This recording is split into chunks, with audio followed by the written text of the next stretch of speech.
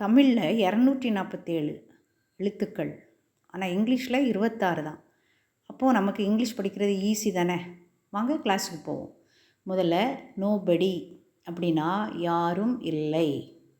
அடுத்தது sentence make பண்ண போகிறோம். யாரும் வரவில்லை. Nobody came. Nobody came. யாரும் சாப்பிடலை. Nobody ate. Nobody ate. யாரும் விளையாடலை. Nobody played. Nobody played. யாரும் எழுதலை. Nobody wrote. Nobody wrote. யாரும் தூங்கலை. Nobody slept. Nobody slept. அடுத்ததில் கூட ஒரு வேர்டை சேர்த்துருக்கேன். யாரும் வகுப்பில் இல்லை. அதை எப்படி சொல்வோம்? Nobody is in the classroom. Nobody is in the class room.